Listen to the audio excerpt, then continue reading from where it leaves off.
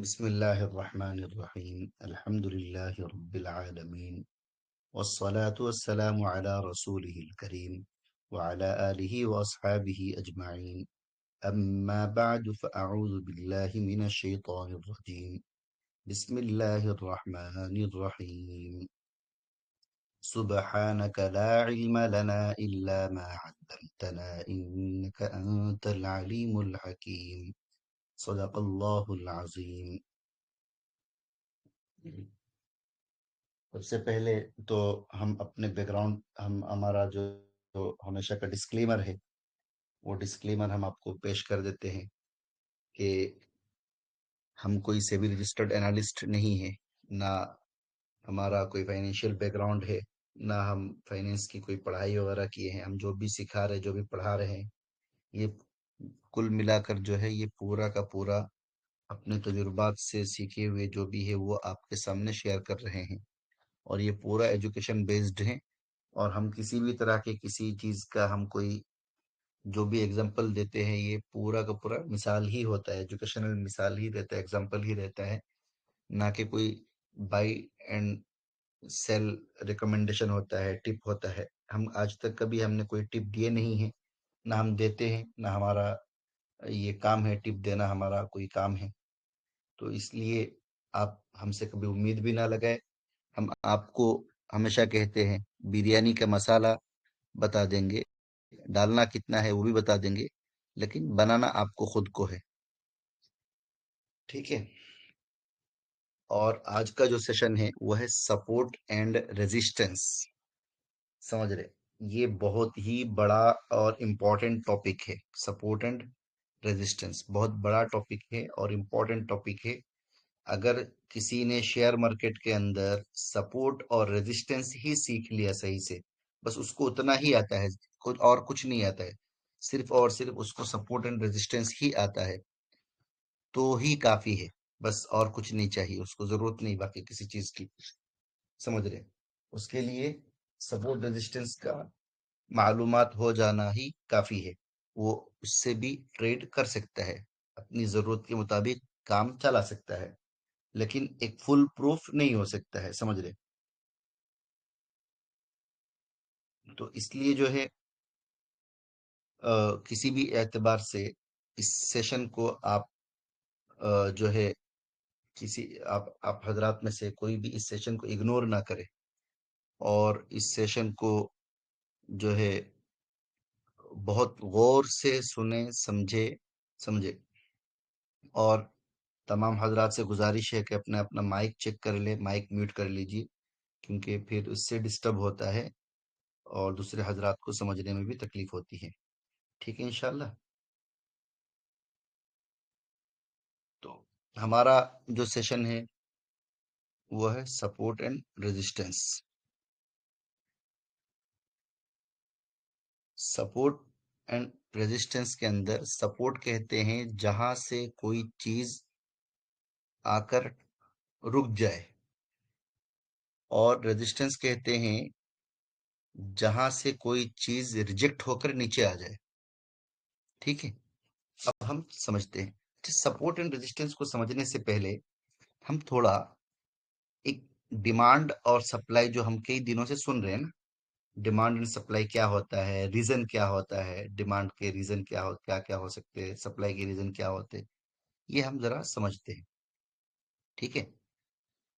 Demand किसी product या service को खरीदने की ख्वाहिश और उसके लिए कंज्यूमर कितनी प्राइस देने को तैयार है। कंज्यूमर कहते हैं सारिफिन को, उर्दू में कहते हैं ना सारिफ, जो ये सारिफ को ही क्या कहते हैं, कंज्यूमर।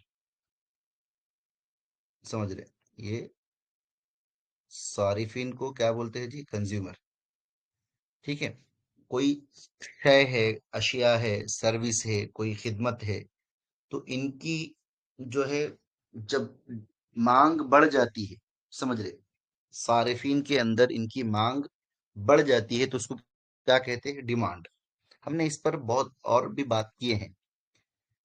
अच्छा, जब किसी प्रोडक्ट की डिमांड ज्यादा होती है तो उसकी प्राइस भी बढ़ जाती है, क्योंकि लोग उस चीज को ज्यादा खरीदना चाहते हैं। अभी आमतौर पर हम लोग देखेंगे, रमजान का महीना आता है, ठीक है, तो रमजान का महीना आते ही क्या हो जाता है, कपड़े की कीमतें बढ़ जाती है, कपड़े की कीमतों में इजाफा हो जाती है।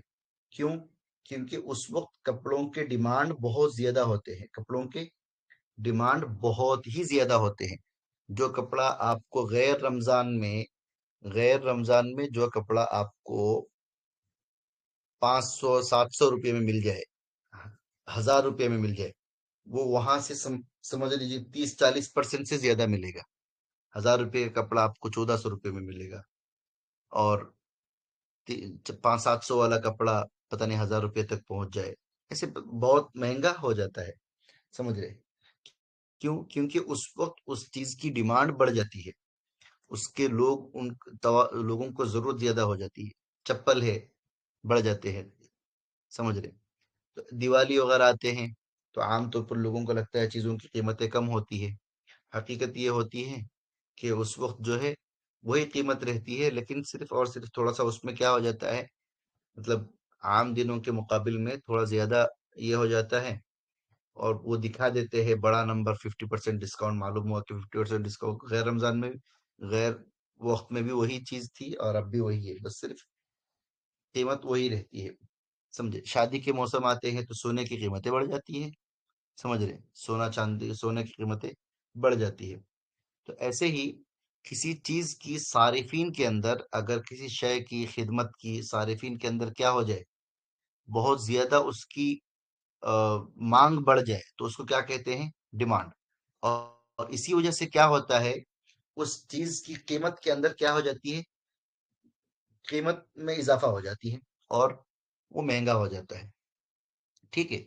सप्लाई किसको कहते हैं? किसी प्रोडक्ट, शय या सर्विस, खिदमत को मार्केट में अवेलेबल करने की इच्छा, और उसको कितनी क्वांटिटी में किया जा सकता है, समझ रहे? कि कोई खिदमत है, बस सप्लाई में क्या होता है कि बस आप, बंदा चाहता तो है कि उस खिदमत को आम फराहम किया जाए, लोग उस शय को, उस चीज को खरीदे।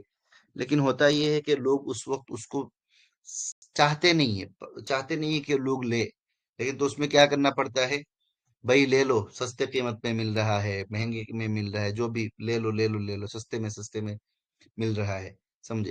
तो उस वक्त क्या हो जाता है, सस्ता हो जाता है। आपने देखा होगा, सेल लगता है साल के आखिर में सेल सेल लगता है कि भाई जो हजरात को लेना है ले लो ले लो ले लो, ऐसा पूरा सेल लगता रहता है, समझे? तो ये क्यों होता है? क्योंकि क्योंकि क्या होता है, इस वक्त उस चीज की सप्लाई बढ़ जाती है, क्योंकि साल खत्म हो रहा है, वो पैटर्न, अल्लाह के बंद कीजिए, कौन साहब आ गए?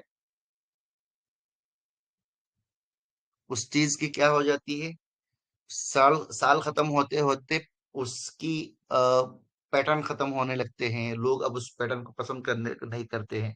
जैसे मिसाल के तौर पर जब ठंडी खत्म होती है, अब ये पूना मुंबई वालों को तो कहाँ से समझ में आएगी, यहाँ तो ठंडी होती ही नहीं है। साल भर जो है पंखा चला के रखना पड़ता है, समझ रहे?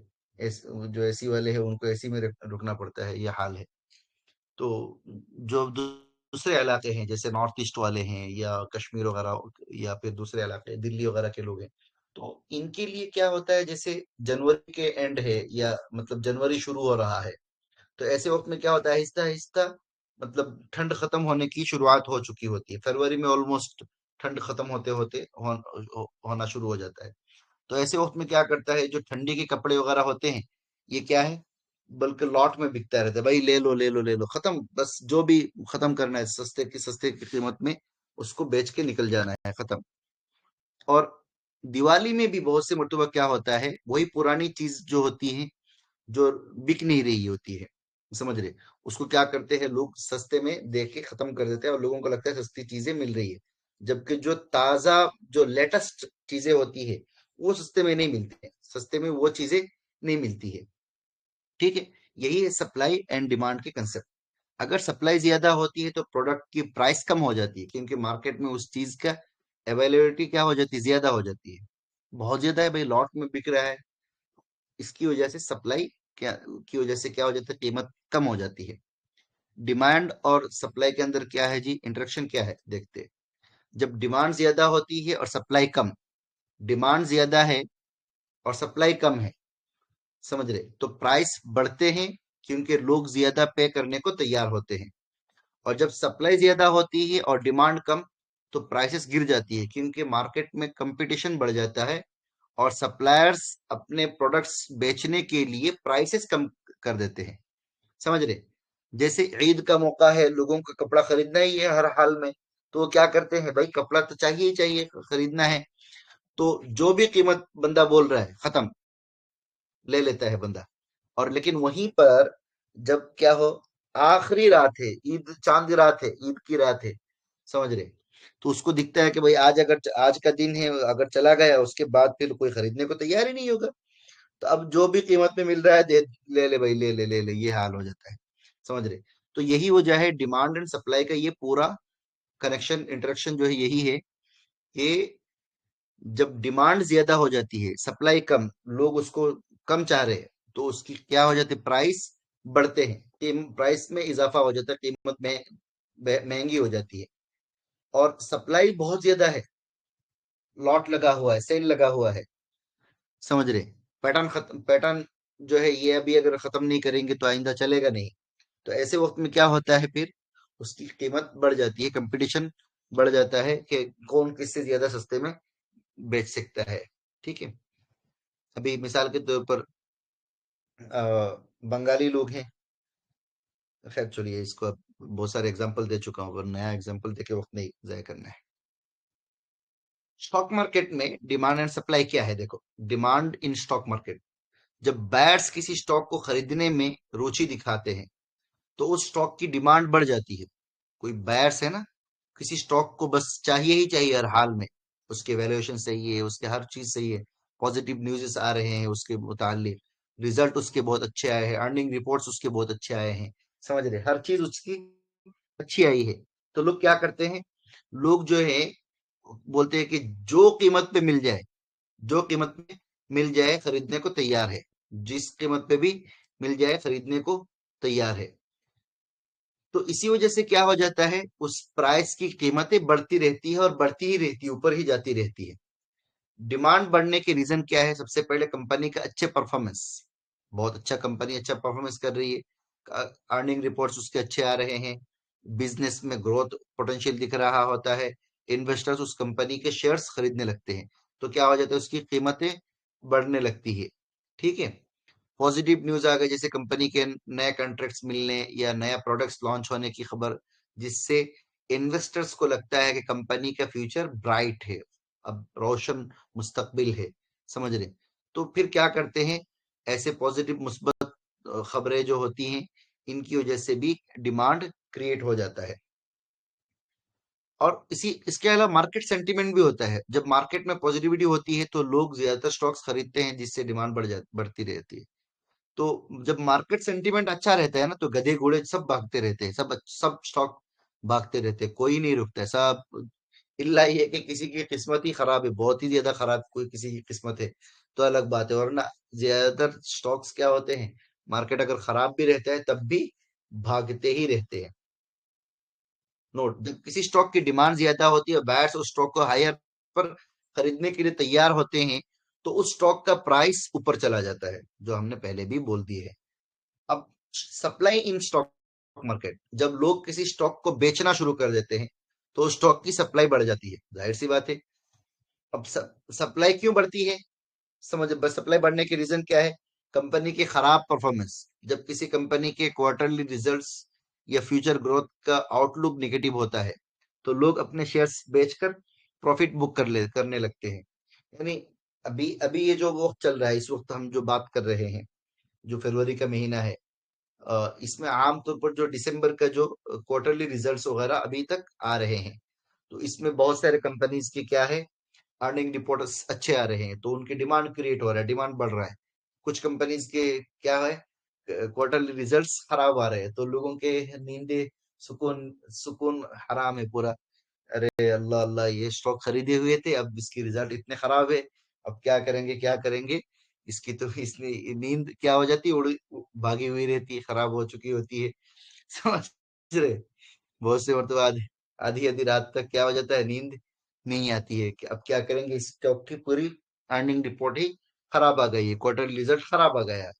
या फिर जो है जिस प्रोजेक्ट को देखकर, फ्यूचर ग्रोथ को देखकर, जिस की वजह से कंपनी क्या कर रही होती थी, कंपनी पर एक एतमाद हुआ था कि अब ये कंपनी ऊपर जाएगी, समझे, अब ये कंपनी ऊपर जाएगी, कि अब वो चीज खत्म हो चुकी होती। मिसाल के तो किसी कंपनी ने क्या किया, अनाउंस किया कि हम जो है एक नया प्रोजेक्ट कर रहे हैं, जिसके अंदर हम इतने करोड़ का हमारा प्रोजेक्ट है, इसके अंदर हमें उम्मीद है कि हम लोगों का इतना अच्छा खासा जो है, इतने परसेंट का, 20%, 25%, 30% का क्या होगा, प्रॉफिट होगा।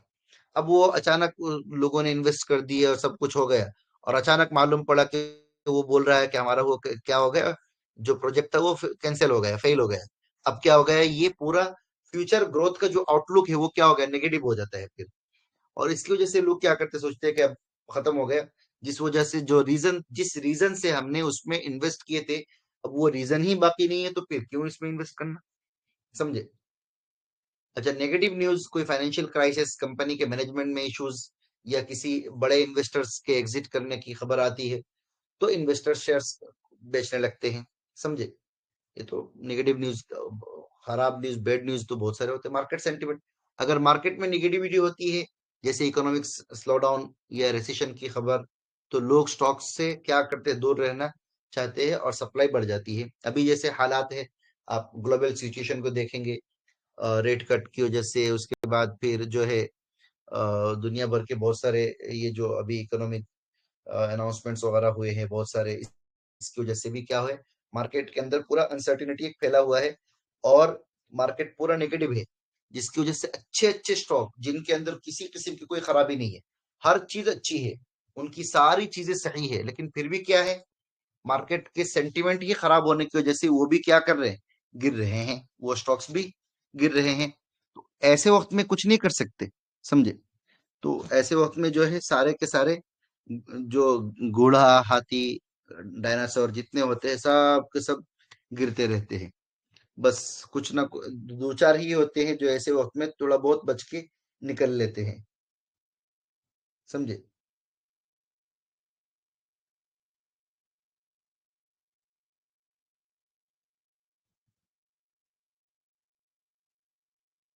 जब किसी स्टॉक की सप्लाई ज्यादा होती है और सेलर्स उससे लोअर प्राइस पर बेचने के लिए तैयार होते हैं, तो स्टॉक का प्राइस गिर जाता है, समझ। जैसे अगर किसी स्टॉक के अंदर मतलब सप्लाई बढ़ जाए, तो उससे दूर रहने में आफियत है। और अब यही चीज हम सपोर्ट और रेजिस्टेंस के साथ हम समझेंगे, सपोर्ट और रेजिस्टेंस के साथ हम समझेंगे। सपोर्ट में क्या होता है, एक डिमांड क्रिएट होता है। सपोर्ट में क्या होता है, एक सप्लाई खत्म होती है। एक मिसाल के तौर पर, ये हमारा एक कौन सा मौसम है, दिसंबर का महीना है ये, समझ रहे। ये जो ग्राफ है, ये ग्राफ हमारा कौन सा है, दिसंबर का महीना है। और जहां पर ठंडी शुरू हो रही है, तो ठंडे के कपड़े क्या है, जिस कीमत पर बेचेंगे लोग उस कीमत पर खरीदने को तैयार है। आहिस्ता आहिस्ता बढ़ते बढ़ते कहाँ पहुंच गए, जनवरी में पहुंच गए। अब क्या हो गया, चलो, जनवरी तक हम पहुंच गए। अब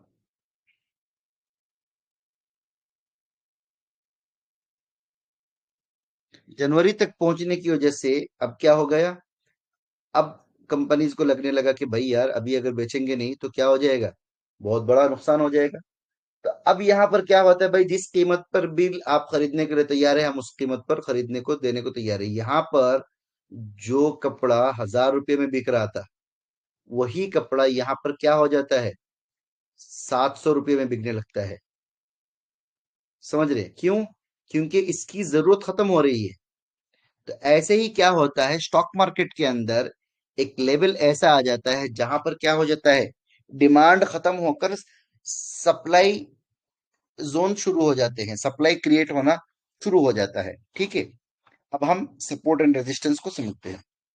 सपोर्ट डेफिनेशन क्या है?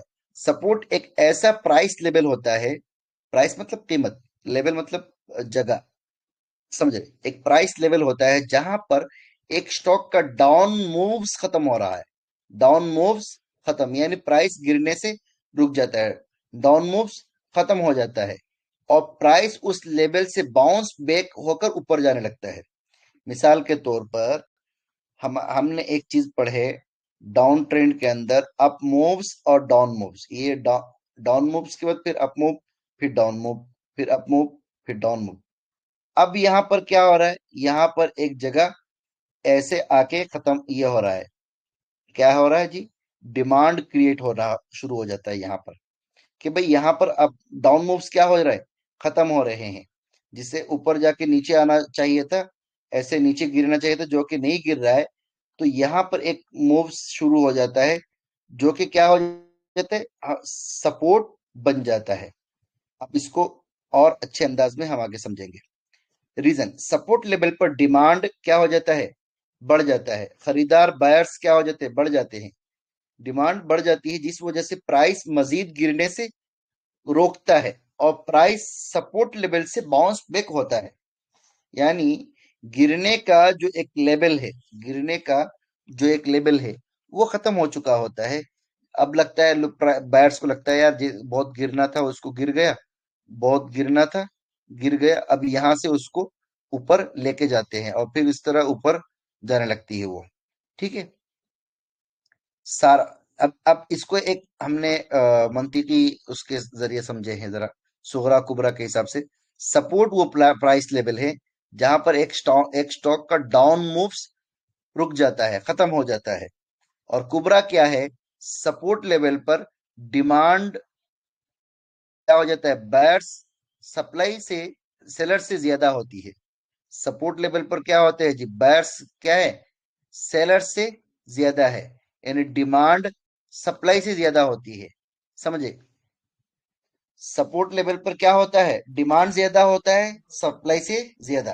क्योंकि जहां पर गिरता है, गिरता क्यों है? सप्लाई की वजह से गिरता क्यों है? सप्लाई की वजह से। और यहाँ पर क्या हो रहा है? अब यहाँ पर एक गिरना खत्म हो रहा है, तो क्या होना, इसका मतलब क्या है? कि यहाँ पर सप्लाई खत्म हो चुका है और डिमांड अब शुरू हो रहा है। तो क्या होगा? सुगरा कुबरा मिलाकर नतीजा क्या निकलेगा जी?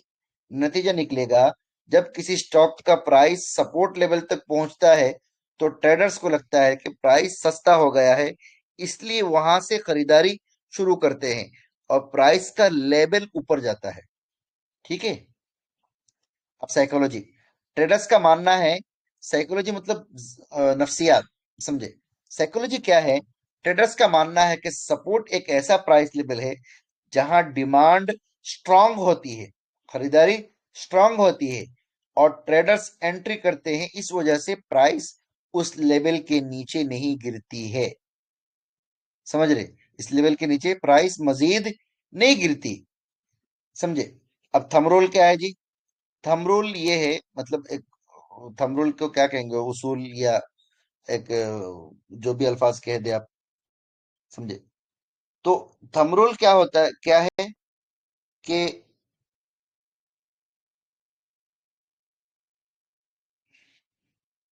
सपोर्ट का लेवल आसानी से ब्रेक नहीं होता है। सपोर्ट का लेवल आसानी से ब्रेक नहीं होता है, लेकिन अगर ब्रेक हो जाए तो अगला नया सपोर्ट नीचे बन सकता है। इसलिए बाउंस बैक से पहले एंट्री नहीं लेनी चाहिए। जैसे मैंने यहाँ पर एक एग्जांपल दिया था, ऐसे नीचे गिर रहा है, गिर रहा है, अब यहाँ से यहाँ एक जगह पे मूव हो रहा है, तो हम लोग सोच लिए कि चलो अब यहाँ उसकी सप्लाई खत्म हो चुकी है, तो मैं यहाँ पर एंट्री कर बैठता हूँ। तो ऐसा नहीं करना है, बल्कि जब तक कि वो पॉसिबल है ना कि यहाँ से नीचे गिर जाए, तो इसलिए क्या करना है, जब तक कि वो बाउंस बैक देकर ऊपर जाने ना लग जाए। और ऐसे किसी एक जोन को, जो मैंने आपको याद होगा ट्रेंड एनालिसिस में मैंने आपको कहा था, हायर हाइज को, पिछले लोअर हाइज को तोड़ता नहीं है, लोअर हाइज को तोड़कर ऊपर नहीं जाता, तब तक हम उसको क्या नहीं करेंगे?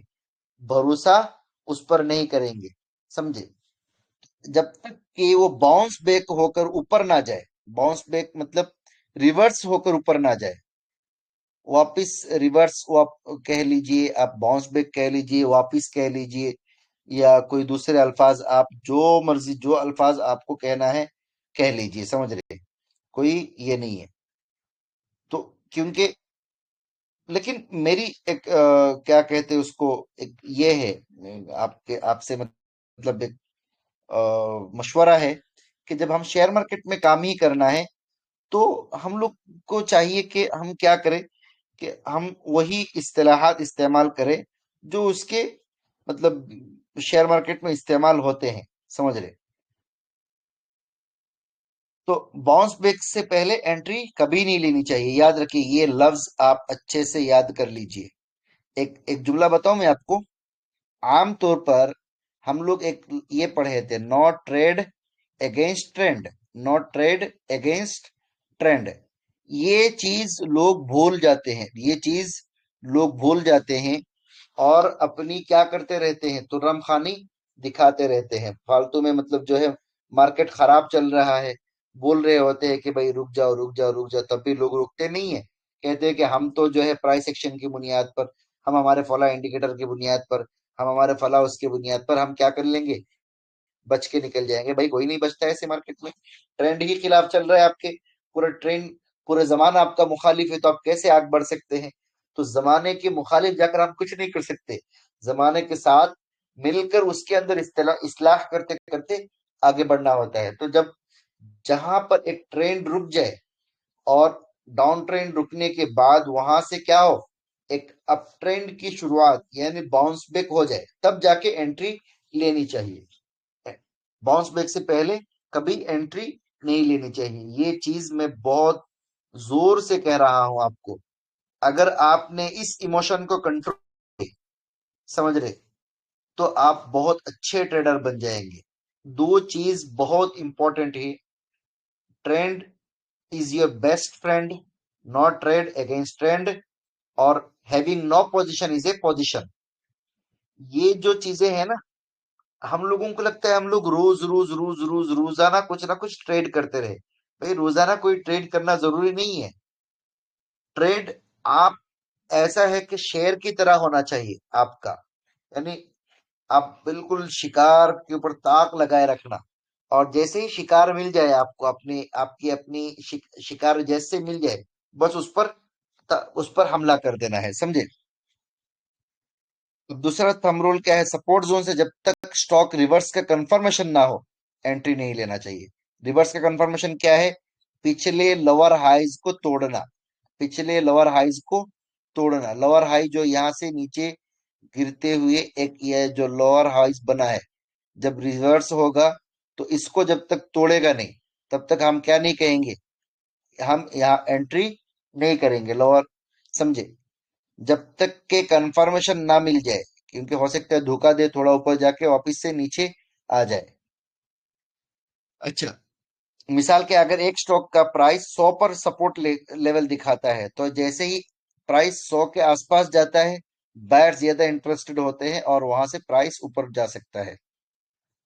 अब आप देखिए सपोर्ट क्या है, ये देखिए, ये यहाँ से मार्केट गिर रहा है, ये देखिए, अगर अच्छे से आप देखेंगे क्या हो रहा है, मार्केट इस तरीके से गिरा, यहाँ से गिरा, फिर ऊपर गया, नीचे आया, यहाँ तक, फिर ऊपर गया, फिर नीचे नीचे आया, आके यहाँ से एक, यहाँ से वापस गया, जाके यहाँ तक गया, फिर ये एक जोन यहाँ पर थोड़ा नीचे आया, फिर नीचे आया, फिर ऊपर गया, फिर नीचे आया, फिर ऊपर गया, फिर नीचे आया, ये देखिए, फिर वापस से यहाँ आ गया, फिर इस तरह आया, फिर नीचे आया, फिर ऊपर गया, फिर नीचे आया, फिर ऊपर गया, फिर नीचे आया।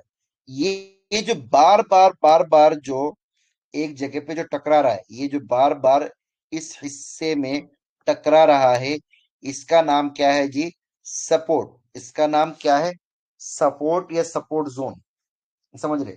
सपोर्ट में, सपोर्ट जोन और सपोर्ट में एक छोटा सा फर्क है। सपोर्ट में एक ऐसा एक लाइन में पूरा सपोर्ट बन जाता है, एक लाइन में पूरा सपोर्ट बन जाता है।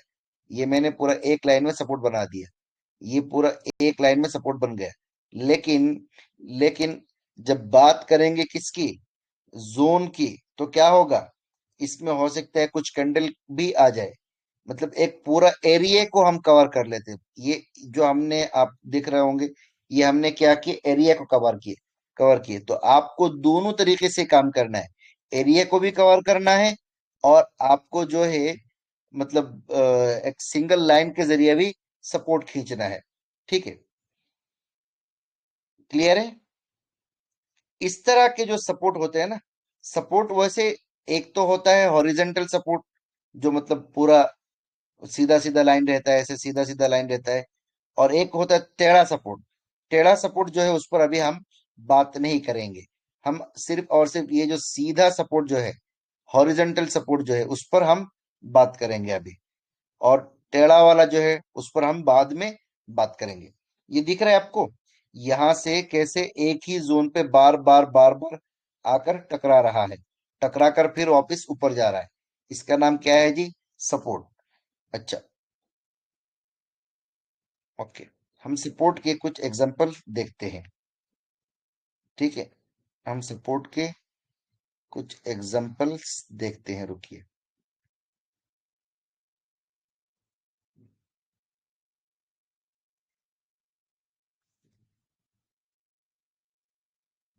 ये देखिए, ये दिख रहा है आपको, ये दिख रहा है, ये मैंने एक ट्रेंड लाइन लिया और एक में क्या कर दिया, मैंने पूरा, मैंने उसको खींच दिया, मैंने दोनों को क्या कर दिया, एक लाइन में खींच दिया। ये क्या बन गया, एक सपोर्ट बन गया ये मेरा। अच्छा, एक उसूली बात बता दूं, एक उसूली बात बता दूं, बहुत इंपॉर्टेंट। जब हम एक लाइन के जरिए जब हम सपोर्ट खींचेंगे ना, जब लाइन के जरिए हम सपोर्ट को बनाएंगे, एक सिंगल लाइन से जब हम सपोर्ट बनाएंगे, सिंगल लाइन से, मैं पहले ही बता रहा हूं। जैसे एक तो है कि हमने क्या किए, यहां से, ठीक है, ये हमने रेक्टेंगल लेकर हम यहां से सपोर्ट बना सकते हैं। इसको भी, अब सही हो गया। तो इस तरीके से हम क्या कर सकते हैं, इसको मैं करता हूँ डिलीट, और मैं एक एग्जांपल के तौर पर आपको बना के दिखाता हूँ। ये क्या हो गया, ये इस तरीके से भी मैं क्या कर सकता हूँ, एक सपोर्ट बना सकता हूँ, जिसमें क्या हो जाएगा, कैंडल भी कट सकते हैं। लेकिन जब हम लाइन के जरिए ट्रेंड लाइन के जरिए जब हम सपोर्ट बनाएंगे, तो उसमें क्या नहीं करेंगे, वीक वीक तो कट सकती है, वीक को, नीचे के वीक, दोनों दो वीक को मिलाएंगे आपस में। लेकिन क्या नहीं करेंगे, दोनों वीक के मिलाने के साथ साथ हम किसी बॉडी को नहीं कट करेंगे। अगर मैं क्या कर रहा हूं, मिसाल के तौर पर, मैं सपोर्ट मिलाने के चक्कर में मैं किसी बॉडी को कट कर रहा हूं मैं। चलो ये देखो, ये मैंने किया कि यहां से लिया और यहां पर मिला दिया, समझ रहे, ये मैंने यहां से लिया और यहां पर मिला दिया। तो ये सपोर्ट आइडियल सपोर्ट नहीं है ये कोई, क्योंकि इसमें क्या हो रहा है, कैंडल की बॉडी कट रही है। ये देखिए, कैंडल की क्या हो रही है, बॉडी कट रही है। ये एक बॉडी कटी, यहाँ पर एक बॉडी, यहाँ पर एक बॉडी, यहाँ पर एक बॉडी, समझ रहे। तो कैंडल की बॉडी नहीं कटनी चाहिए, कैंडल की बॉडी नहीं कटनी चाहिए। हम क्या कर सकते हैं, हम कैंडल की बॉडी नहीं कटेंगे, बल्कि क्या करेंगे, हम जो है दोनों विक को मिलाएंगे, दोनों विक को, लोअर विक को मिलाएंगे हम, नीचे के विक को सपोर्ट के अंदर, दोनों के लो विक को हम क्या करेंगे, मिलाएंगे। लेकिन कैंडल की बॉडी नहीं कट करेंगे, समझ रहे। भी आप ये देखिए,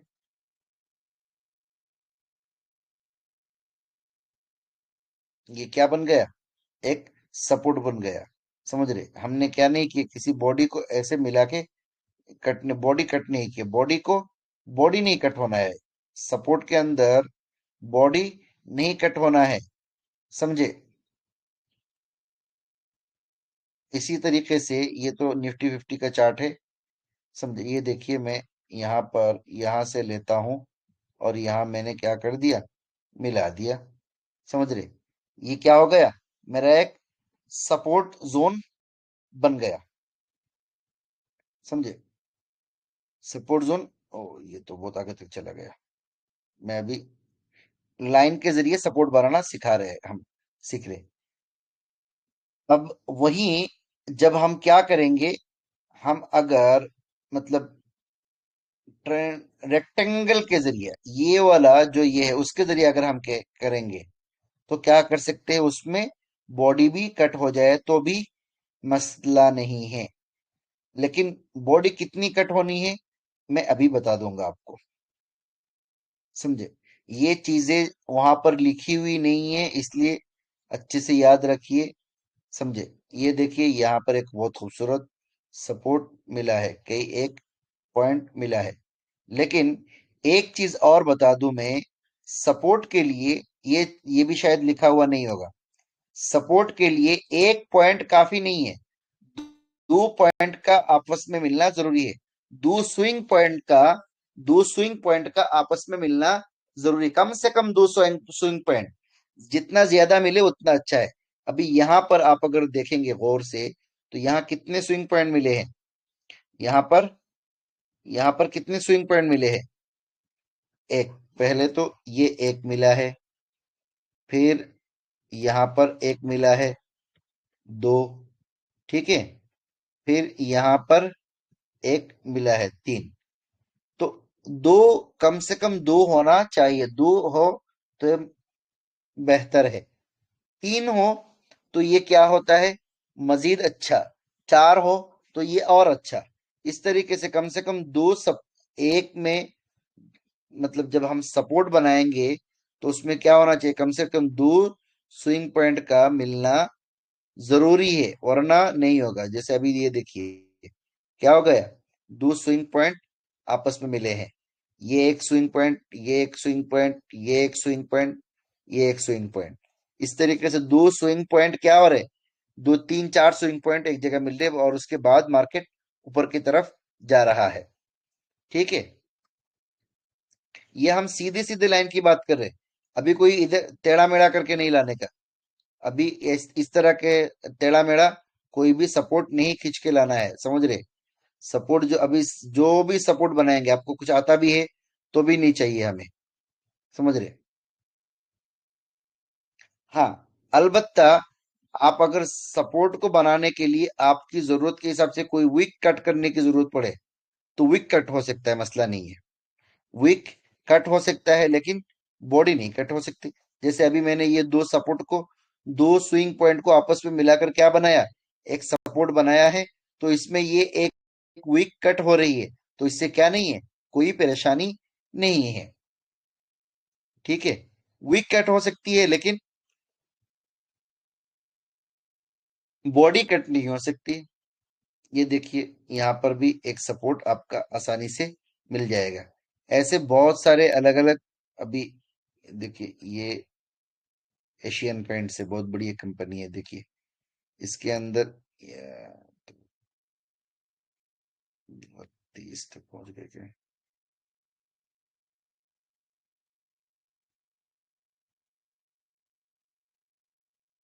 ये देखिए,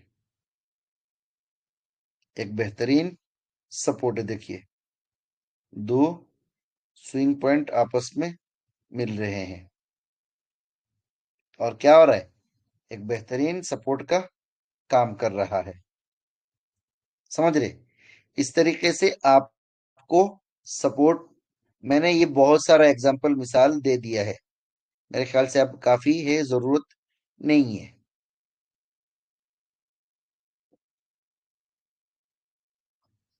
समझे? ये देखिए,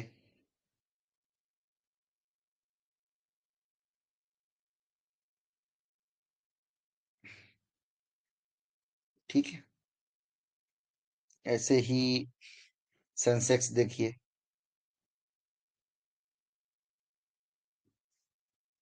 बहुत पहले ये दिया था इसको।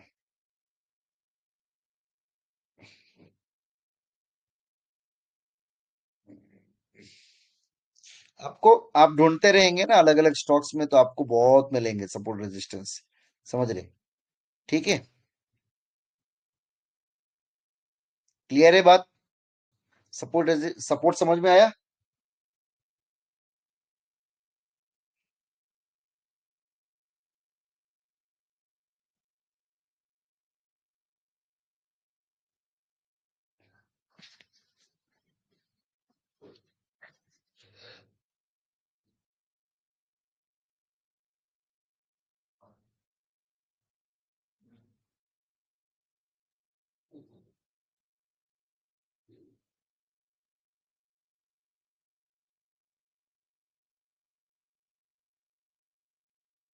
नोट बिल्कुल सीधा होना चाहिए। नोट कर रहा हूँ, लाइन बिल्कुल सीधा होना चाहिए। अभी मैंने वही कहा ना, अभी हम सीधा वाला सीख रहे हैं। अभी हम टेढ़ा वाला अभी सीखे नहीं है, तो टेढ़ा वाला हम अभी बनाएंगे नहीं। हाँ, एक इम्पोर्टेंट चीज रह गया मुझसे, कि हम लोग जब रेक्टेंगल के जरिए सपोर्ट खींचेंगे तो कैसे खींचेंगे, ये बहुत अच्छा मुझे याद नहीं था।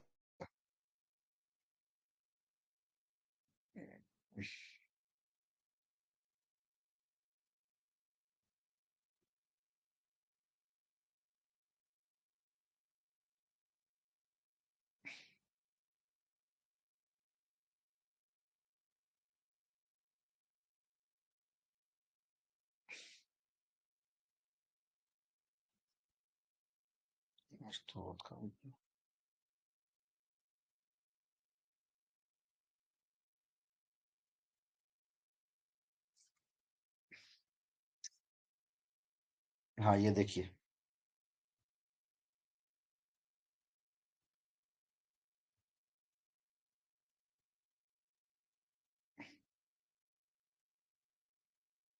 ये एग्जैक्टली आइडियल सपोर्ट नहीं बन पा रहा है जो मुझे चाहिए।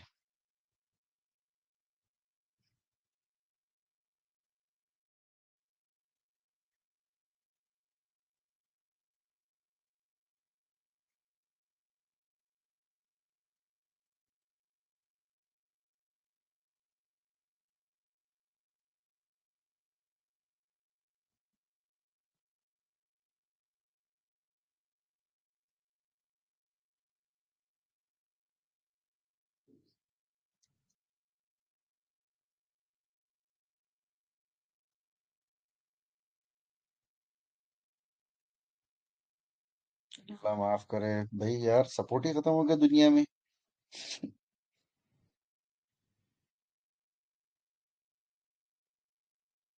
हाँ, ये लो, ये बहुत अच्छे जगह पे मिला है। ये बहुत एक अच्छे जगह पे मिला है ये देखिए, ये तो बहुत बार बार बार बार एक जगह पे टकराया है, बहुत बार एक जगह पे टकराया है। थोड़ा और बड़ा कर देता हूँ इसको। ये 2021-22 का चार्ट है। हम पीछे से दिखा रहे हैं ताकि सभी का कोई हमारे ऊपर रूल्स रेगुलेशन ना आए। एचसीएल टेक्नोलॉजी का चार्ट है ये। कब से कब तक का है? 3 मई 2021 से ये हो गया हमारा 26 सितंबर 2022। इसमें हम क्या करेंगे? इसमें हम लोग जैसे मिसाल के तौर पर ये वाला रेक्टेंगल ले लिया हमने, और ये देखिए, ये जो नीचे का ये लास्ट जो स्विंग स्विंग पॉइंट जी दिख रहा है ना, लास्ट जो लॉ पॉइंट है, उसको हम क्या करेंगे? वहां से हम शुरू करेंगे उसको, शुरू करके ये पूरा ऐसे शुरू करेंगे, शुरू करके उस पॉइंट के जो हाई,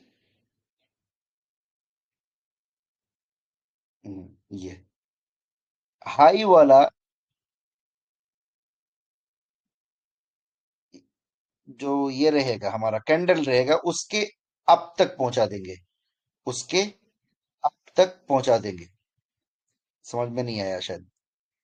जो स्विंग पॉइंट रहेगा हमारा, उस स्विंग पॉइंट के जिस स्विंग पॉइंट को हम मिलाना चाह रहे होंगे रेक्टेंगल में, जब हम जोन को मिलाएंगे तो उसमें क्या करेंगे हम? लॉ स्विंग पॉइंट से लेकर, स्विंग पॉइंट का बिल्कुल लॉ से लेकर कैंडल के क्या करेंगे? उस स्विंग का नहीं, पूरा उस जोन का बात नहीं कर रहा हूं, कैंडल की बात कर रहा हूं। उस कैंडल के लॉ से लेकर उसके अप तक, समझ रहे, उसके हाई तक पहुंचा देंगे हम, समझे। तो ये क्या बन जाएगा, हमारा एक जोन बन जाएगा। ये देखिए एक पूरा जोन बन गया ये मैं आपको भेज देता हूं, आप लोगों को बाद में देखने के लिए आसानी रहेगी। ये देखिए, ये क्या बन गया, ये बन गया हमारा पूरा एक जोन। ठीक है, ये और मजीद ये देखिए, यहाँ पर भी बन तो जाएगा, लेकिन मुझे अभी मिसाल उसमें नहीं देना है। ये भी बन रहा है लेकिन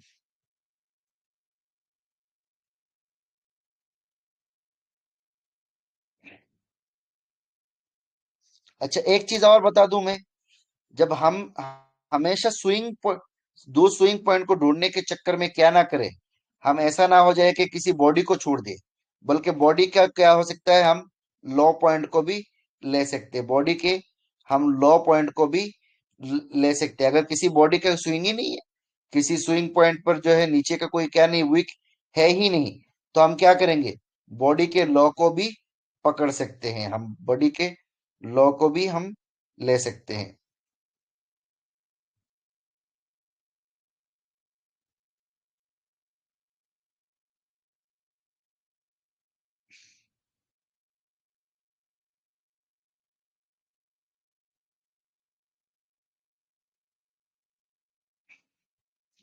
ठीक है, चलिए बाकी आप लोग ढूंढेंगे तो मजीद मिल जाएगा आप लोगों को।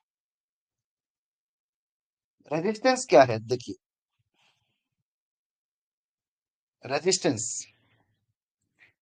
रेजिस्टेंस जो होता है ना, रेजिस्टेंस क्या होता है, जहां से प्राइस गिर जाए, जहां से प्राइस ऐसे नीचे रुक जाए। सपोर्ट में क्या हो रहा था, जहां से प्राइस ऐसे आके रुक जा रहा है, ऐसे नीचे गिर रहा है, गिर के यहाँ पर रुक जा रहा है। रेजिस्टेंस में क्या होता है, ऐसे ऊपर जा रहा होता है, जाके यहाँ से नीचे आ जाता है, फिर ऊपर जा रहा है तो नीचे आ जाता है, फिर नीचे आ जाता है। मतलब रेजिस्टेंस क्या करता है, ऊपर जाने नहीं देता है। रेजिस्टेंस क्या करता है, ऊपर जाने नहीं देता है।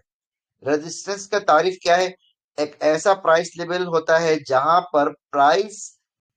पर एक स्टॉक का अपमूव खत्म हो, प्राइस ऊपर जाने से रुक जाता है, और क्या हो जाए, प्राइस उस लेवल से नीचे आने लगता है। इसी को क्या नाम है जी, इसी का नाम रेजिस्टेंस है। ये आगे से रीजन क्या है, रेजिस्टेंस लेवल पर सप्लाई बिकवाली सेलर्स बढ़ जाता है, समझ रहे, रेजिस्टेंस लेवल पर क्या हो जाता है जी, सप्लाई बढ़ जाता है, जिस वजह से स्टॉक का प्राइस इस लेवल को क्रॉस करने करके ऊपर जाने में परेशान होता है, समझ रहे। स्टॉक उस लेवल से ऊपर जा ही नहीं पाता है, क्योंकि वहां पर सप्लाई ज्यादा होता है, समझ रहे।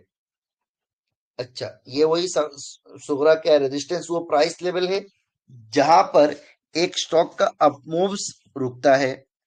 कुबरा क्या है, रेजिस्टेंस लेवल पर डिमांड सप्लाई से ज्यादा होता है, डिमांड नहीं, ओ सॉरी, रेजिस्टेंस लेवल पर सप्लाई डिमांड से ज्यादा होता है, सॉरी, सप्लाई क्या होता है जी, डिमांड से ज्यादा होता है। ये यहाँ पर डिमांड आना चाहिए था असल में, सप्लाई डिमांड से ज्यादा, बस इसको आप आगे समझ लीजिए। सप्लाई ज्यादा होता है डिमांड से, समझे। नतीजा क्या निकलता है, जब किसी स्टॉक का प्राइस लेवल रेजिस्टेंस लेवल तक पहुंचता है, तो ट्रेडर्स को लगता है कि प्राइस महंगा हो गया है, इसलिए वहां से ट्रेडर्स सेलिंग शुरू करते हैं, प्राइस उस लेवल से गिर जाता है, नीचे की तरफ आ जाता है, समझे, प्राइस उस लेवल से नीचे की तरफ आ जाता है। क्लियर है बात। साइकोलॉजी क्या है, ट्रेडर्स का मानना है कि रेजिस्टेंस एक ऐसा प्राइस लेवल है जहां सप्लाई स्ट्रांग होती है और ट्रेडर्स ट्रेड एग्जिट करने लगते हैं, जिस वजह से प्राइस उस लेवल के उस लेवल को क्रॉस नहीं करती है। थंब रूल क्या है, सब रेजिस्टेंस का लेवल आसानी से ब्रेक नहीं होता है, लेकिन अगर ब्रेक हो जाए तो अगला नया रेजिस्टेंस ऊपर बन सकता है। रेजिस्टेंस का एक तो आमतौर पर क्या होता है, रेजिस्टेंस लेवल बहुत जल्दी से ब्रेक होता नहीं, ऊपर जाता नहीं है। अगर एक बार चला जाए तो यहाँ नीचे ऊपर जाके एक नया रेजिस्टेंस बन सकता है, समझ रहे? थंब रूल, रेजिस्टेंस जोन से जब तक स्टॉक रिवर्स का कंफर्मेशन ना हो, एग्जिट नहीं लेनी चाहिए। कि मिसाल के तौर पर एक स्टॉक आप दिख रहा है ऐसे ऐसे रेजिस्टेंस जोन के पास, ऐसे ऐसे करके ऊपर पहुंच रहा है। अब आपको इतनी जल्दबाजी नहीं करनी चाहिए कि जैसे ही रेजिस्टेंस के नजदीक पहुंच गए कि भाई जल्दी से निकल लो। हाँ, ये है कि आप अगर शॉर्ट टर्म ट्रेडर है, आपको अपना परसेंटेज मिल गया है, 5%, 10%, जो भी आपको मिलना था मिल गया, बस बिस्मिल्लाह कह के निकल लीजिए। वरना क्या करना है, इंतजार करना है। और ना, इंतजार करना है रेजिस्टेंस लेवल का। फिर जब अगर नीचे आने लगे तो क्या करेंगे, हम एग्जिट ले लेंगे। वरना पॉसिबल है कि ऊपर की तरफ चला जाए। ठीक है, जल्दबाजी नहीं करना है, डरना नहीं है। ये एग्जांपल आप बाद में पढ़ लीजिएगा यहाँ पर पॉज करके। अब ये देखिए, यहाँ पर क्या होता है, रेजिस्टेंस में क्या होता है, ये एक जोन दिख रहा है, एक स्विंग पॉइंट, ये एक स्विंग पॉइंट, ये एक स्विंग पॉइंट, ये एक स्विंग पॉइंट। समझ रहे? इस तरीके से क्या हो गया, कई सारे स्विंग पॉइंट बन के क्या हो गए, एक रेजिस्टेंस लेवल बन गए। रेजिस्टेंस का भी सेम उसूल है। अगर आप एक लाइन के जरिए खींचेंगे तो आपको आप क्या नहीं कर सकते, किसी कैंडल के बॉडी को कट नहीं कर सकते। और अगर हाँ आप जोन बना रहे हैं तो एक आध कैंडल कट हो सकता है। लेकिन जब जोन बनाएंगे तो क्या करेंगे, जो सबसे हाई स्विंग जो होगा, जो स्विंग पॉइंट होगा, जो हाई स्विंग पॉइंट होगा, उसके टॉप को ले, टॉप से, और जो लो स्विंग होगा उसके लो तक पहुंचा देंगे हम।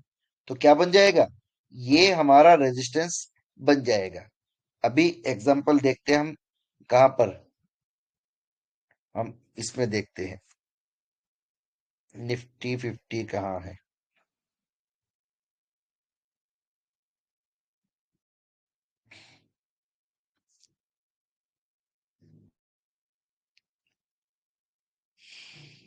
ठीक है, ये आ गया हमारा निफ्टी 50 का चार्ट। अब ये देखिए, ये दिख रहा है आपको?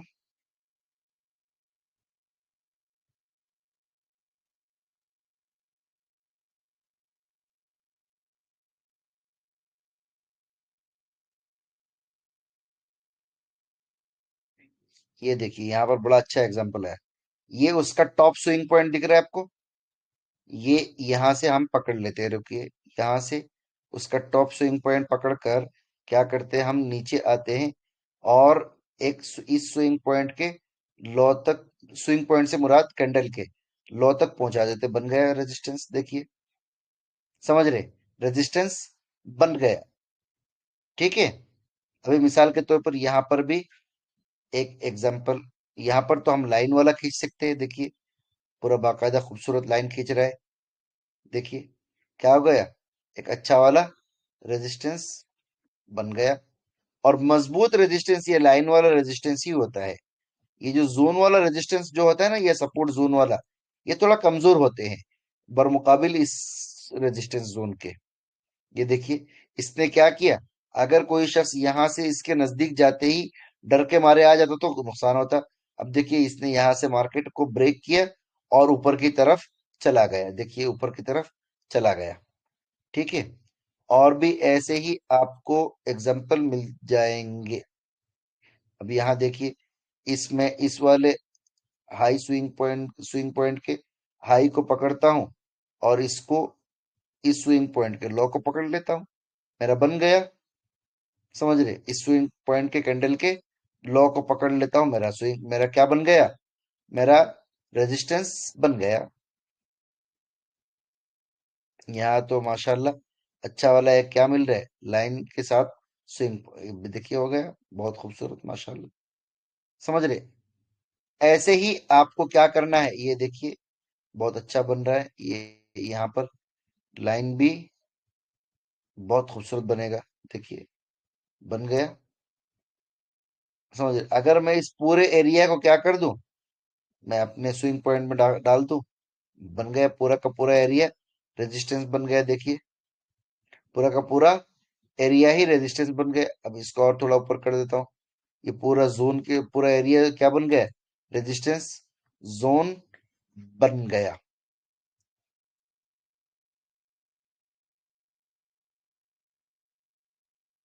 के अल्हम्दुलिल्लाह। क्लियर हो रही बात? रेजिस्टेंस क्लियर है? अभी मैं सीधे सीधे वाले बता रहा हूँ, टेढ़े वाले बिल्कुल नहीं बता रहा हूँ। कोई टेढ़े की प्रैक्टिस करने मत जाना। थोड़ा सा कुछ लोग एडवांस एडवांस चल रहे हैं, वो भी असल में आप लोग कहीं से कुछ सीखे हुए रहेंगे तो बेचारे जो बिल्कुल नए हैं उनके लिए क्या हो जाती है तकलीफ का। ये देखिए एक बहुत खूबसूरत जगह देखिए। ये मैंने क्या किया, इस स्विंग पॉइंट के हाई को पकड़ लिया और इस स्विंग पॉइंट के लो कैंडल को पकड़ लिया। देखिए बन गया मेरा, क्या बन गया, एक जोन रेजिस्टेंस बन गया। ऐसे ही आपको दुनिया भर के मिल जाएंगे, ये यहाँ आगे का कुछ भी नहीं है। ठीक है।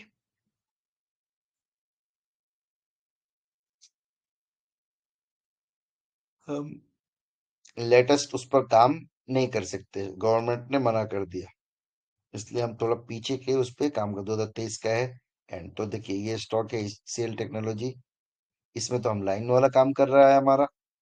ये देखिए यहाँ से अगर मैं लेता हूँ यहाँ तक नहीं, उसमें एक बॉडी कट हो रही है, तो मैं क्या करता हूँ, मैं ले लेता हूँ इस स्विंग पॉइंट के हाई से, और क्या कर दिया मैंने, इस स्विंग पॉइंट के लो तक पहुंचा दिया। देखिए इस स्विंग पॉइंट के लो कैंडल तक पहुंचा दिया। स्विंग पॉइंट का जो मतलब, ऐसा नहीं कि स्विंग पॉइंट के लो कैंडल मतलब इस स्विंग के यहाँ तक पहुंचा देना है, बल्कि नहीं, वो कैंडल की बात चल रही है। ये हाई पकड़ लिया, ये लो पकड़ लिया, बन गया मेरा रेजिस्टेंस। शायद पिछले बैच में पढ़ाते पढ़ाते शायद एग्जांपल दिया है। ये देखिए, ये क्या है, नहीं अच्छा ये तो अभी मिसाल दिया था थोड़ी देर पहले शायद। ये देखिए बन गया रेजिस्टेंस।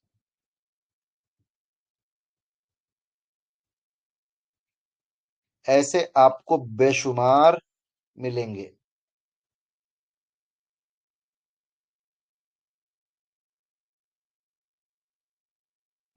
ये देखिए कितना बड़ा रेजिस्टेंस है ये, अभी तक चल रहा है, इससे ऊपर जाने ही नहीं दे रहा मार्केट। समझ रहे हैं? आप अगर गौर से देखेंगे ना, बहुत बड़ा रेजिस्टेंस है वो। ये देखिए, समझ रहे हैं? इस तरीके से यहाँ तक वो आके मार्केट को नीचे गिरा दिया। ठीक है, क्लियर है? रेजिस्टेंस क्लियर हुआ आप लोगों का? चार्ट बना लेंगे?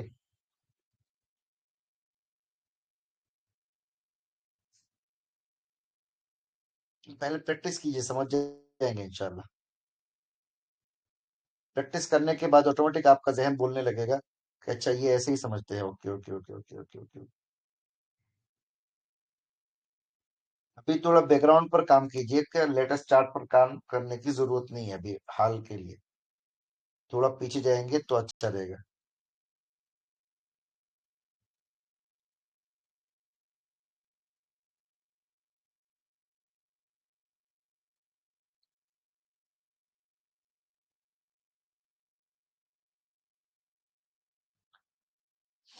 माशाल्लाह अल्हम्दुलिल्लाह।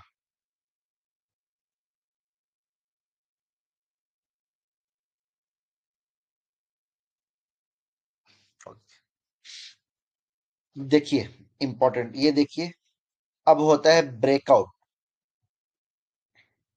समझ रहे? ब्रेकआउट, जब कोई स्टॉक रेजिस्टेंस को ब्रेक करके ऊपर चला जाए, रेजिस्टेंस को ब्रेक करके ऊपर की तरफ चला जाए, तो उसको क्या कहते हैं, ब्रेक आउट। ये देखिए अभी हमने जहां पर काम किए, आप अगर देखेंगे कहाँ था, ये हमने काम किए देखिए, ये पूरा एरिया पे हमने काम किए। इसने क्या किया, इस रेजिस्टेंस को तोड़कर ऊपर की तरफ चला गया। तो ये कौन है? अच्छा अगर हम यहां तक भी बात करेंगे तो ये क्या है, ब्रेकआउट दिया है जो कि फेल गया है। ये वाला क्या है, ब्रेकआउट देकर ऊपर चला गया है। ये देखिए ये जो दो स्विंग पॉइंट को हमने मिलाए थे यहाँ पर, दो स्विंग पॉइंट को हमने मिलाया यहाँ पर, और इसने क्या किया, इसको ब्रेक करके ऊपर की तरफ चला गया। तो ये क्या बन गया हमारा, ये हो गया रेजिस्टेंस। ये बन गया हमारा रेजिस्टेंस। और ये वाला पॉइंट क्या बन गया, ब्रेकआउट।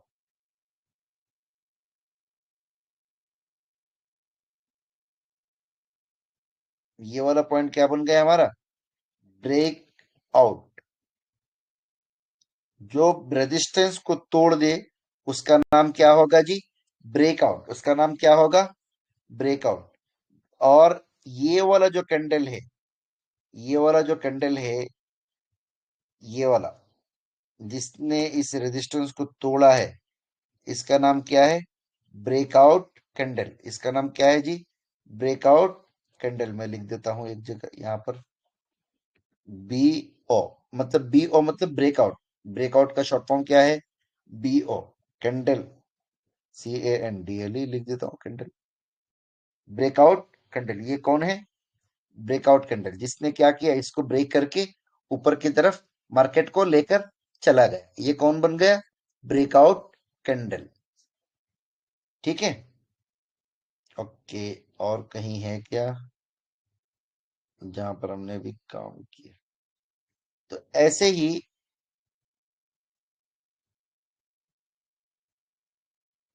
जब मार्केट क्या करे, ऊपर की तरफ चला जाए, ये देखिए, ये यहां पर हमने काम किए थे, याद है,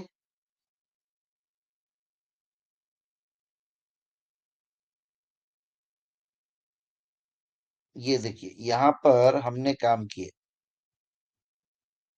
ठीक है। और इसने क्या कर दिया, ऊपर लेके चला गया।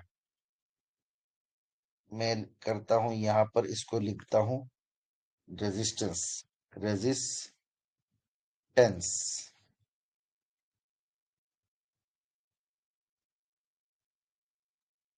बड़ा दिख जाए। ये कौन है, रेजिस्टेंस। और ये कौन है, ब्रेकआउट।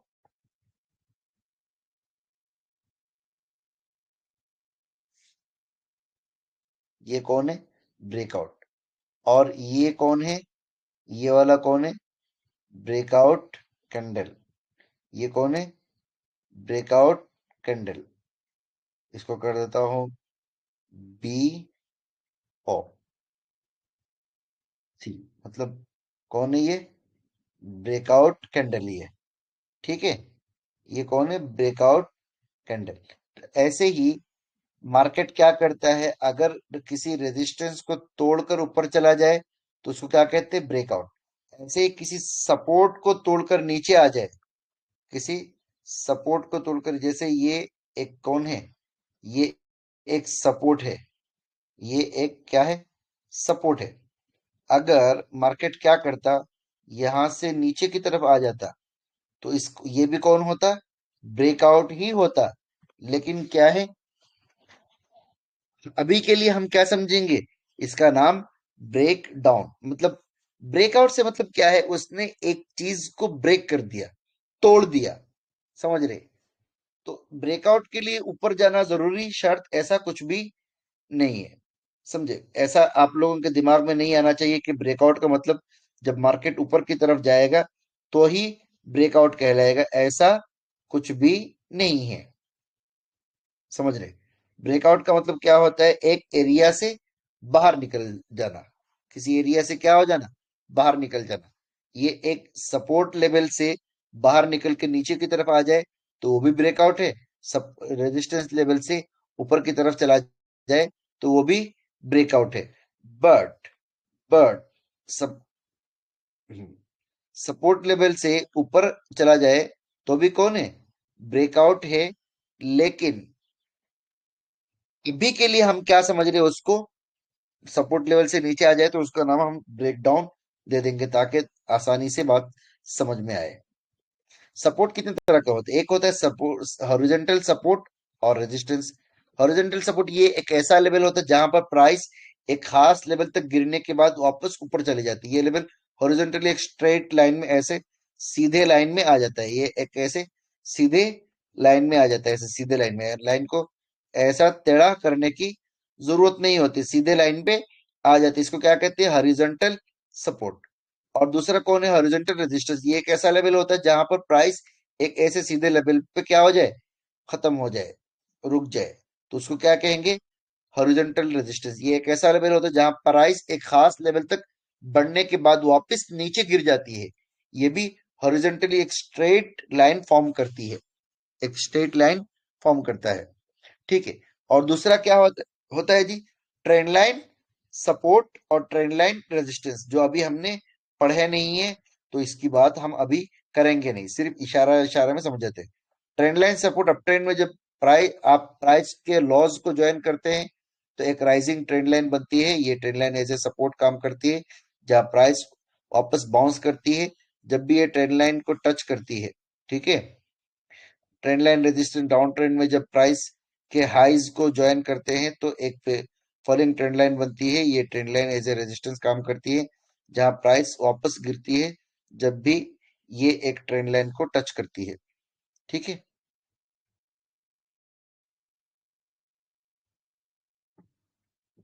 ओके। और तीसरा सपोर्ट क्या होता है जी?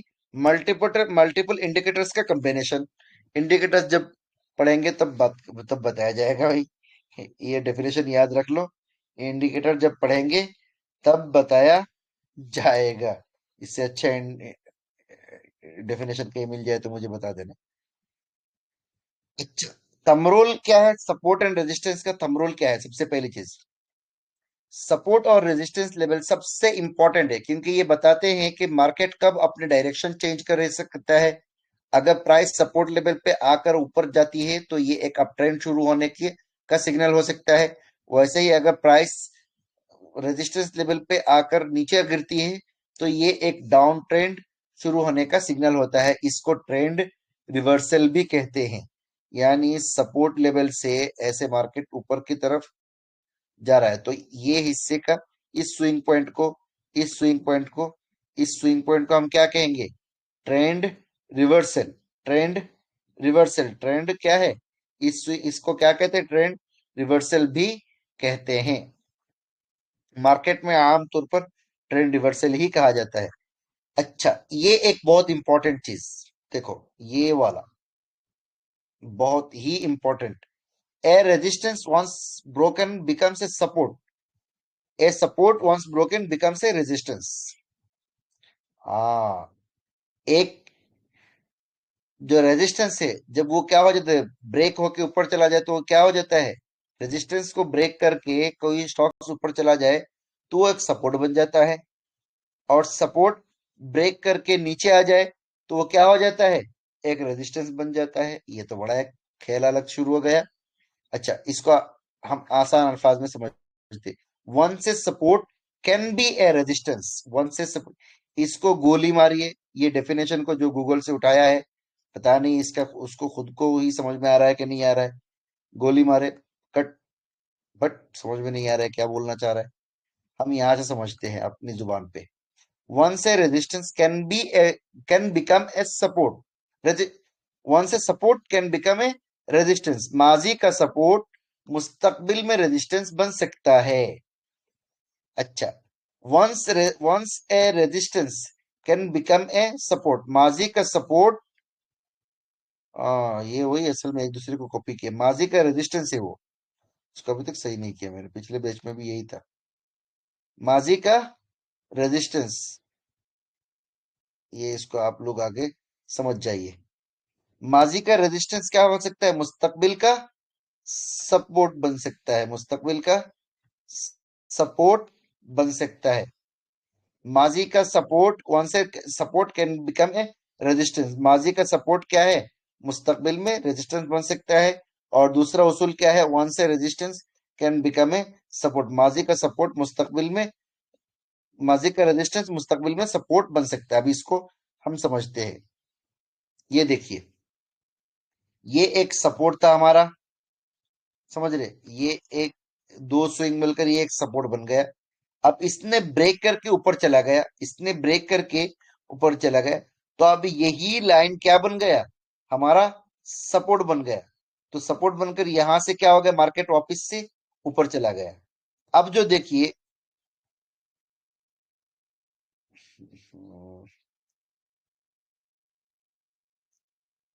अब देखिए इसमें क्या हो रहा है कि ये जो रेजिस्टेंस जो था यहां से, रेजिस्टेंस को, रेजिस्टेंस कह रहा सपोर्ट जो था, इसको ब्रेक करके नीचे आया, तो वापस से क्या बन गया, यही सपोर्ट का काम कर रहा है। यानी जब रेजिस्टेंस क्या बन जाएगा, माजी का जो रेजिस्टेंस होगा वो मुस्तकबिल का सपोर्ट बन जाएगा, और मुस्तकबिल का सपोर्ट माजी का रेजिस्टेंस बन जाएगा।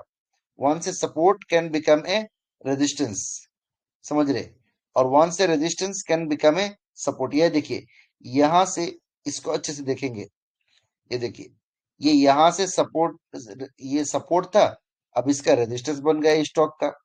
इस ये इसका दोनों का सपोर्ट था, जो कि इसके लिए क्या बन गया, इस जोन के लिए यहां पर इसने सपोर्ट का काम किया, और यहीं से वो नीचे गिर गया, तो अब इसका क्या बन गया, इस जोन के लिए क्या बन गया, वो रेजिस्टेंस बन गया।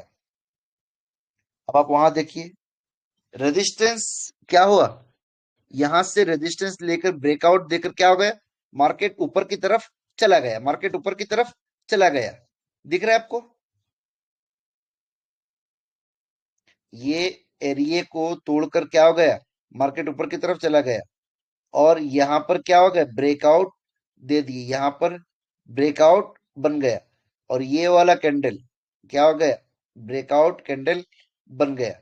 अब यहां से जब मार्केट ऊपर जाने लगा, यहां से जब मार्केट ऊपर जाने लगा, तो क्या किया मार्केट ने, इसी जोन को, इसी एरिया को, आप देखिए पहले यहां पर, फिर यहां पर क्या किया, उसने सपोर्ट लिया है, समझ रहे, यही इसी जोन को क्या किया, कर लिया उसने, सपोर्ट बना लिया। यानी पिछला रेजिस्टेंस जो था उसको उसने क्या कर लिया, एक नया सपोर्ट बना लिया, पिछले रेजिस्टेंस को उसने एक नया सपोर्ट बना लिया। क्लियर है, इंपॉर्टेंट टिप्स। इससे पहले आप आप लोग बोल दे कि आप टिप की बात करते नहीं, तो टिप कहां से आ गया। चलो उस पर आएंगे। ये देखिए, ये स्टॉक यहां पर सपोर्ट बना, और यहां उसकी रेजिस्टेंस बनी, ठीक है, ये रेजिस्टेंस बन के क्या हो गया, मार्केट ऊपर की तरफ चला गया, ब्रेकआउट देकर ऊपर की तरफ चला गया। तो अब बाद में क्या होगा, यही एरिया, यही जो उसका रेजिस्टेंस एरिया जो था, यही रेजिस्टेंस एरिया क्या बन गया, उसका सपोर्ट बन गया। मैं इसको जरा और बड़ा करके भेज देता हूं आपको। बात समझ में आ रही है कि नहीं आ रही है, बताइए।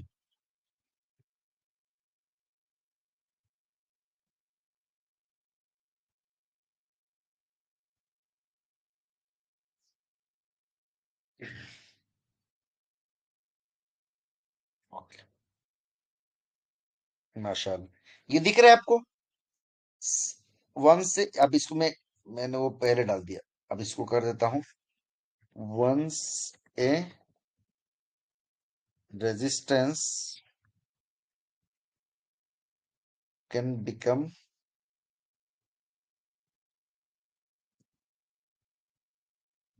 ए सपोर्ट,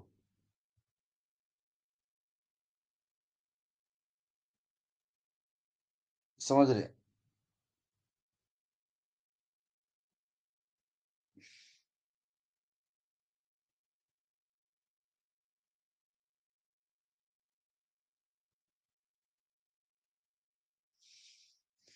ये मेरा जो उसूल था ना, पहला वाला रेजिस्टेंस को ब्रेकआउट देकर जब स्टॉक ने ऊपर ऊपर चला गया, अब ये क्या हो गया, मेरे पूर अगले वाले के लिए क्या बन गया, सपोर्ट बन गया, देखिए सपोर्ट बन गया, और ऊपर की तरफ चला गया। मैं इसको क्या कर देता हूँ, फिर से दोबारा आपको भेज देता हूँ। क्लियर है, अब देखते हैं हम जरा, हमारे वन से support can be a resistance मिल रहा है कि नहीं, वन से resistance can become a support, ठीक है, वन से support can become a resistance भी मिल जाएंगे, बहुत है, लेकिन अभी वक्त पर नहीं मिलेंगे, हमको भी मालूम है, समझे।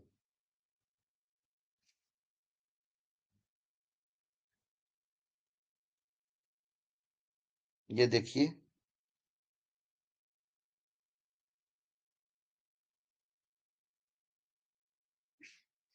सपोर्ट बन रहा है लेकिन रेजिस्टेंस का काम कहाँ का?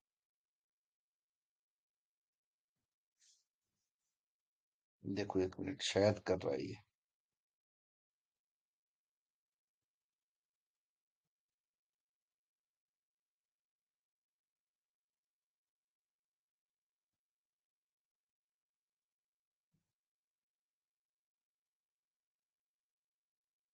पता नहीं।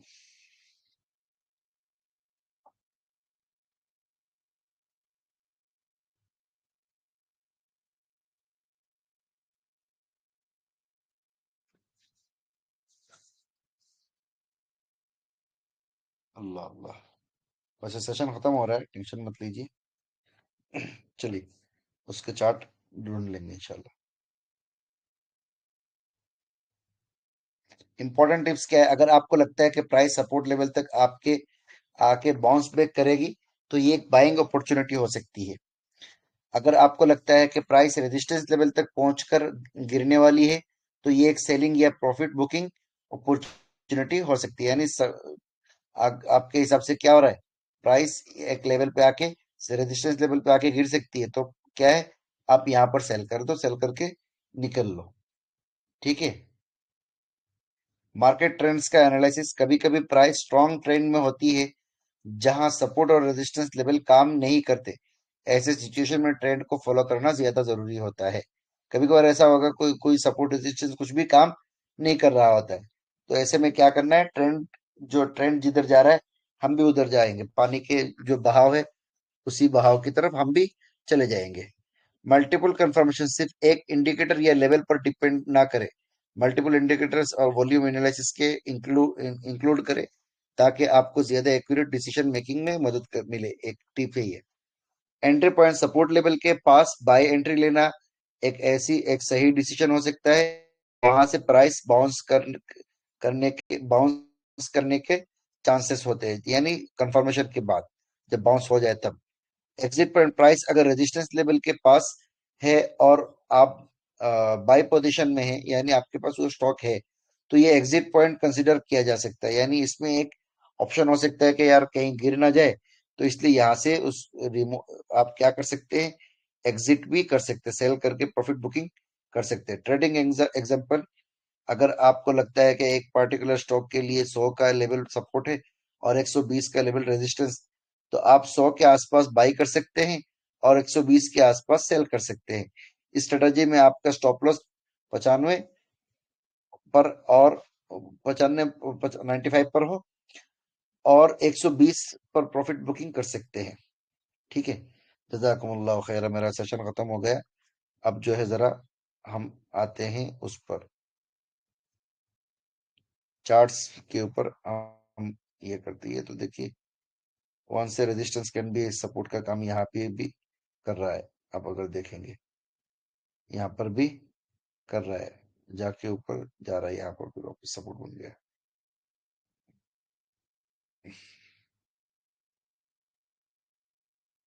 हाँ, जिस जोन को मैं ढूंढ रहा, ये मिल गया। देखिए, ये क्या था, सपोर्ट था उसका।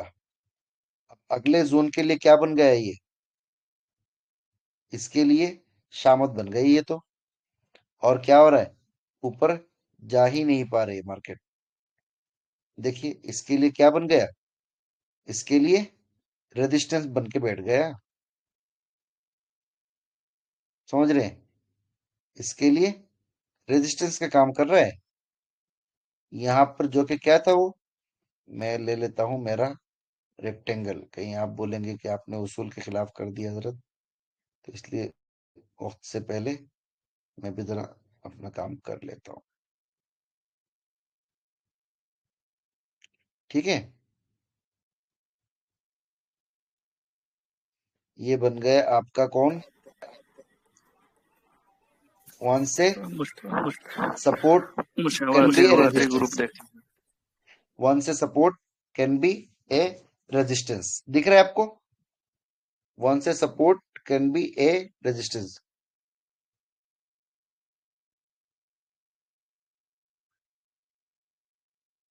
समझे। वन से resistance can be a support, दिख रहा है आपको? वन से सपोर्ट, ये सपोर्ट बना और इसके लिए क्या बन गया, एक रेजिस्टेंस बन गया। मैं इसको जरा चार्ट में समझाता हूं आपको। ये देखिए, ये हमारा कौन है, सपोर्ट है। ये हमारा सपोर्ट है।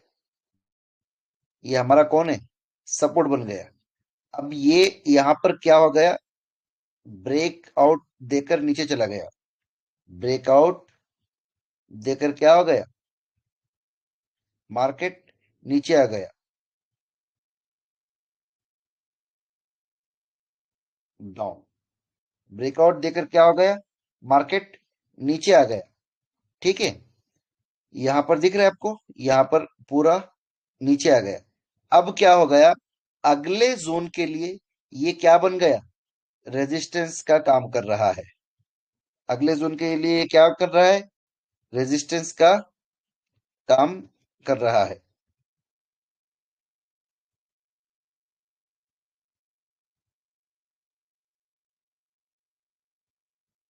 ये क्या हो गया जी, रेजिस्टेंस का काम कर रहा है, दिख रहा है आपको?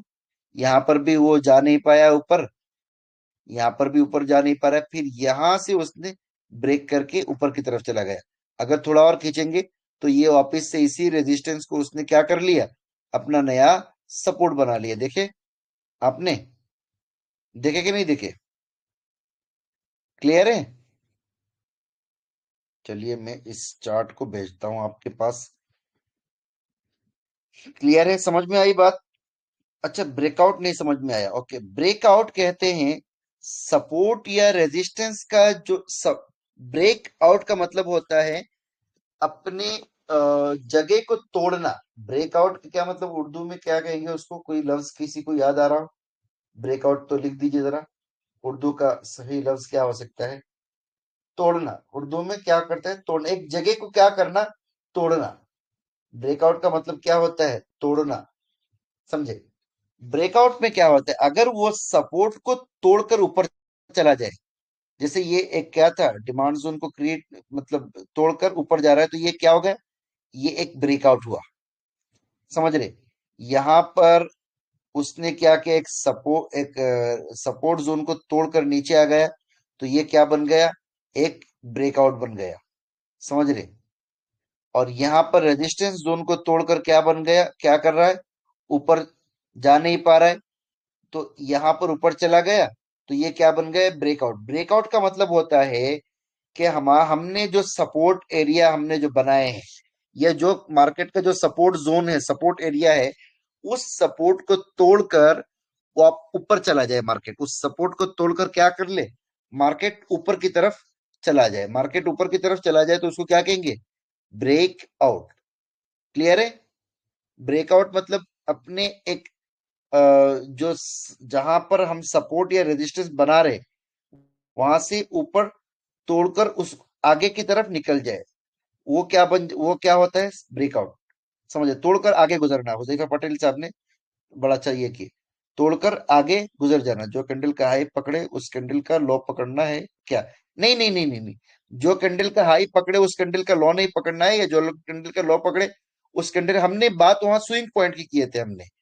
ये हमने यहाँ पर देखिए, ये बन गया हमारा पूरा एक स्विंग, किसी एक स्विंग पॉइंट के हाई से, मतलब स्विंग पॉइंट के हाई पकड़े ना, दूसरे स्विंग पॉइंट की क्या कर देना है, दूसरे स्विंग पॉइंट के जो कैंडल रहेगा उस कैंडल की लो पकड़ना है, समझ रहे? ये देखिए, इस स्विंग पॉइंट का हमने हाई पकड़े और इसका लो पकड़ दिया हमने, बन गया हमारा सपोर्ट, पूरा कैंडल बन गया, देखिए, समझे? क्लियर है बात? ओके, मैं अब सेशन को खत्म करता हूं।